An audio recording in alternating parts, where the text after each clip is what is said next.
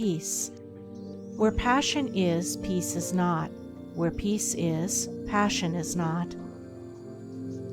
Men pray for peace, yet cling to passion. They foster strife. Strife and peace cannot dwell together in the same heart.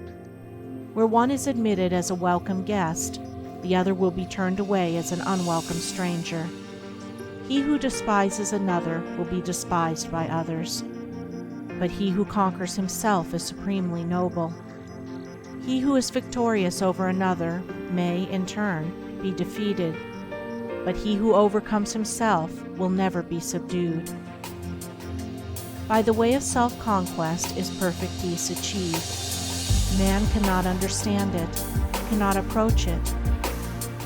He who has realized that the enemy of the world is within and not without, and of the peace of the world. If a man has conquered lust and anger, hatred and pride, selfishness and greed, and peace remains with him. Peace does not fight, it is not partisan, it has no blatant voice. The triumph of peace is an unassailable silence. He may be a greater enemy than before, but he who is overcome by the spirit of peace is thereby changed at heart. He that was an enemy has become a friend.